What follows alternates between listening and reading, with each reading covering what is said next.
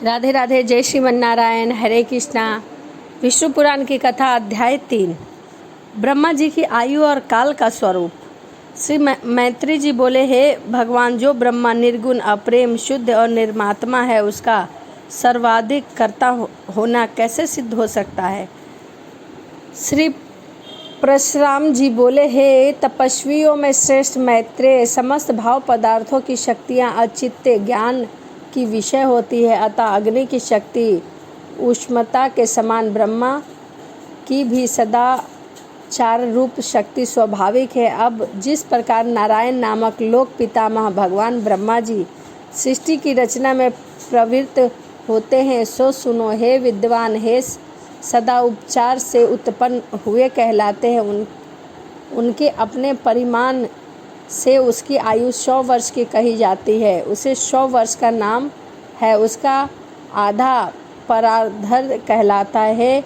अनध, मैंने जो तुमसे विष्णु भगवान का काल स्वरूप कहा था, उसी के आधार पर ब्रह्मा जी तथा और भी जो पृथ्वी, पर्वत, समुद्र, चराचर जीव है, उनकी आयु का परिणाम किया जाता है। मुनि श्रेष्ठ, 15 निमेष को काष्ठक कहते हैं।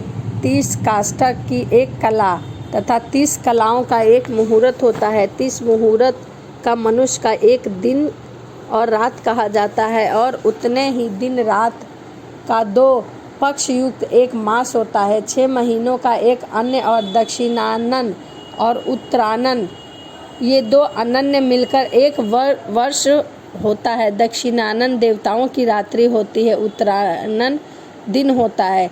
देवताओं के 12,000 वर्षों के सतयुग, त्रेता युग, द्वापर युग और कलयुग नामक 4 युग होते हैं। उनका अलग अलग परिणाम मैं तुम्हें सुनाता हूँ। पुरातत्व से जानने वाला सतयुग आदि का परिणाम क्रमशः 4, 3, 2 और 1000 दिव्य वर्ष बतलाते हैं।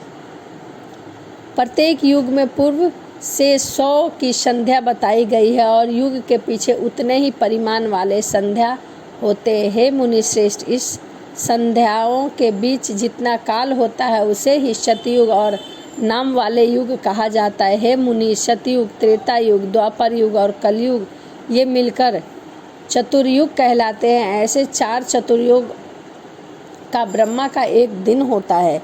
हे ब्राह्मण, ब्रह्मा के एक दिन में 14 मनु होते हैं। उनका कालकृत परिणाम सुनो। सप्तर्षि, देवगण, इंद्र, मनु और मनु के पुत्र राजा लोग पूर्व कल्प अनुसार एक ही काल में रचे जाते हैं, और एक ही काल में उनका संहार किया जाता है। ये शतम 71 चतुर्युग से अधिक काल का एक मनवंतर होता है।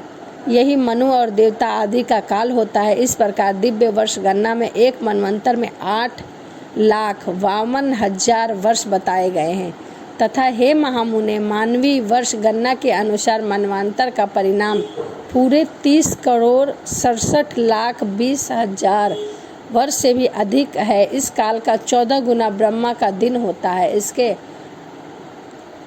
अतरंत नाम वाला ब्रह्मा प्रलय होता है। उस पर भूलोक और स्वर्गलोक तीनों जलने लगते हैं, और महालोक में रहने वाले सिद्धगण अति सप्त होकर जनलोक को चले जाते हैं। इस प्रकार त्रिलोकी के जलमय हो जाने पर जनलोकवासी योग निद्रा द्वारा ध्यान किए जाते नारायण स्वरूप कमल योनि ब्रह्मा जी त्रिलोकी के ग्रास से तृप्त होकर दिन के बराबर ही परिणाम वाली उस रात्रि में शैया पर शयन करते हैं, और उनकी बात जाने पर पुनः संसार की सृष्टि करते हैं। इसी प्रकार पक्ष, मास आदि गणना से ब्रह्मा का 1 वर्ष और फिर 100 वर्ष होता है।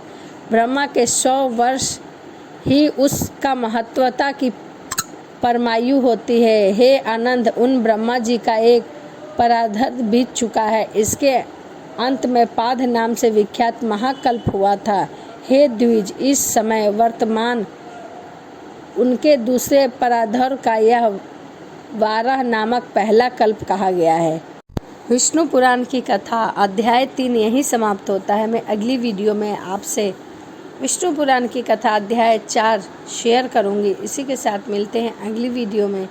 राधे राधे, जय श्रीमन नारायण, हरे कृष्णा।